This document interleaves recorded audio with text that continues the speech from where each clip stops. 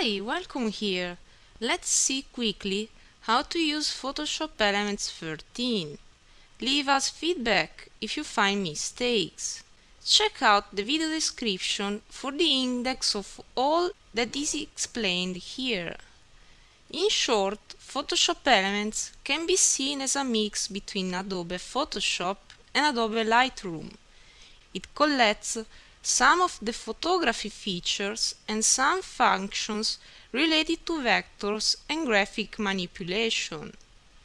When you open the software, a dialog box lets you choose between Organizer and Photo Editor. Organizer is used to manage and categorize your photos. We won't see it in this video. We will focus on the Photo Editor, which is Photoshop Elements itself. New in the 13th version is the eLive tab.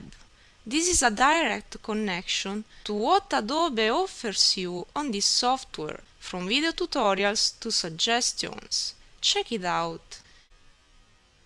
Then you have three main workspaces. Quick Mode is perfect to retouch photos without going too much in detail.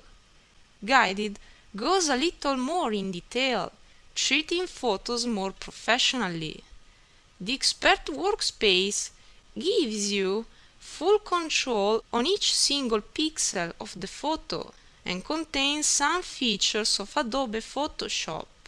If you want to go straight to the Expert mode, watch the video in this guide. We will start with the Quick mode. To add photos, simply drag your file on the workspace. You can also add more of them, but you can view just one photo per time. To change the photo to edit, click on the Photo Bin button in the bottom left corner and double-click on the file interested. You can click again on Photo Bin to hide the list. You have some important tools here below. You can zoom in out the photo using your mouse wheel while holding Alt down. When the picture is big, hold Space down to enable the hand tool to move.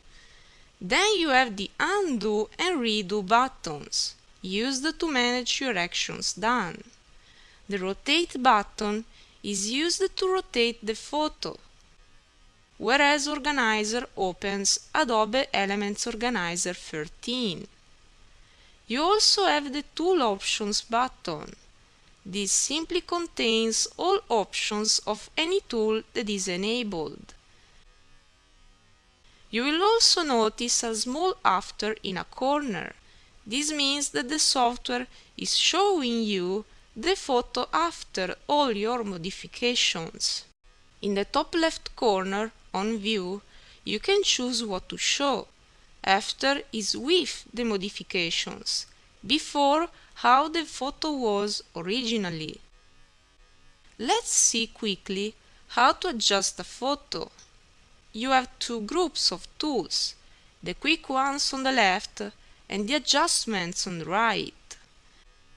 After adjusting the photo with Rotate, you may need to cut parts of the photo you don't want. So activate the Crop tool on the left and click and drag to select the parts of the photo you want to save. Then you can edit this selection area as you like. Drag it to move, use the corners to scale, and drag from outside to rotate. You can also choose Ready Templates at the bottom, on Tool Options. Then just apply with the green button. Remember to use the Undo button to cancel the crop done. Then you have to adjust the aspect of the photo. You can use Smart Fix on the right to pick ready adjustments. You can hover on the templates at the bottom to check how the photo will be. Click to apply or use the bar on top. If this is not enough, go to the options more at the bottom. Use exposure and lighting to adjust contrast, and brightness. Moreover, lighting lets you edit differently, both darker and lighter parts of the image. Then you need to adjust the color, so go to Color and to Balance to set hue, saturation and tint. When the photo is okay, you can still enhance it. Use Sharpen to add clarity to the picture. Use the red eye removal tool to remove red eyes from photos. Just include the whole eye inside the rectangle.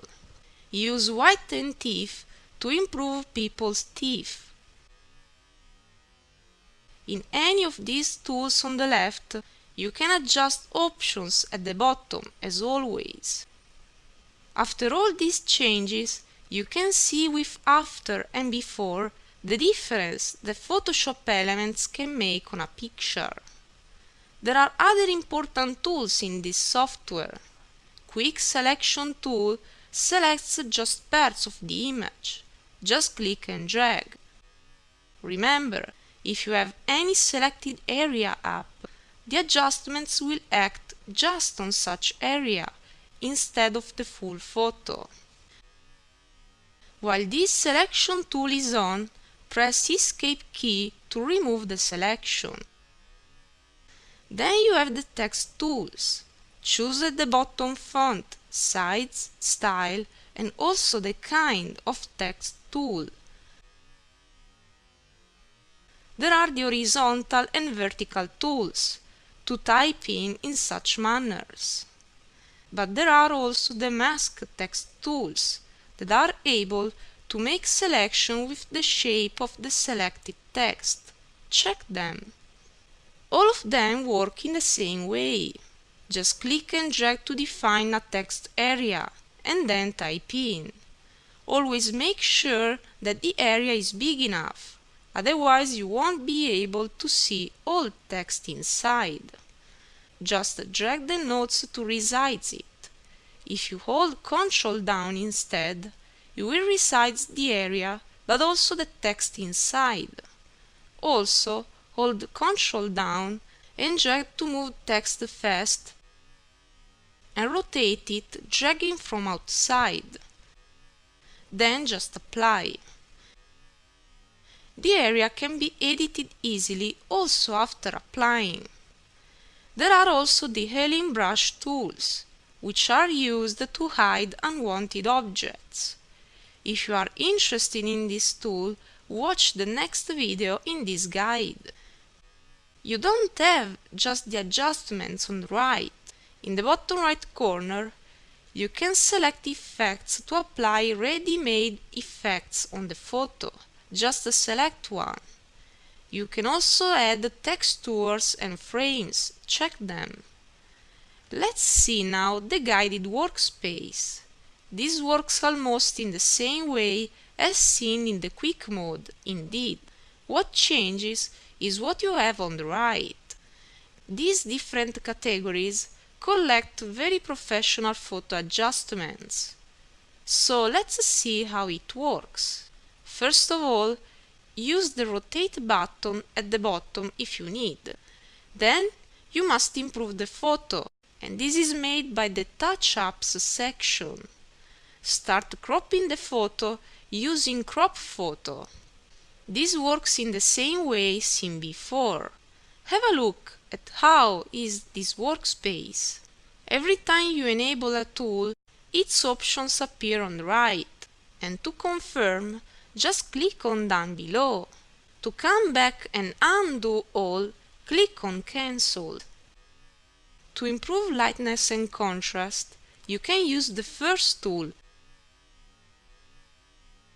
and Lighten and Darken, which is equal to lighting seen before.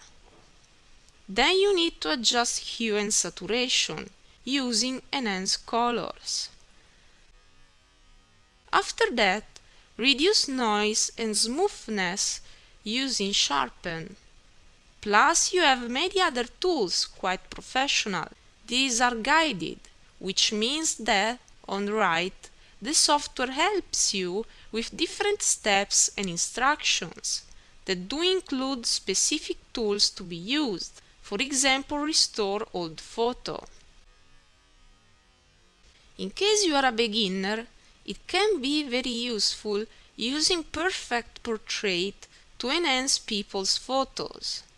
This is completely guided, listing you even the order of the tools to be used. Check it out. At this point, your photo will be much better than before, but you can try photo effects and camera effects sections if you want to apply effects on it. These are fully guided as well, just follow the list and the tools suggested. Photoplay collects other kinds of effects that do change more the aspect of your photo. Once your photo is ready, you have to export it. There are different ways to do so. You can use the Create button in the top right corner to export your picture to print it, make calendars, labels, and even slideshows. You can use Share to export it on the web and social networks. If you want to save the picture on your computer, just go to File and then to Save As. As long as you use the Quick or the Guided Workspace, you can choose to save the picture as .jpg or .png. It is the same. This is all. If you want to discover the Expert Workspace, watch the next video in this guide.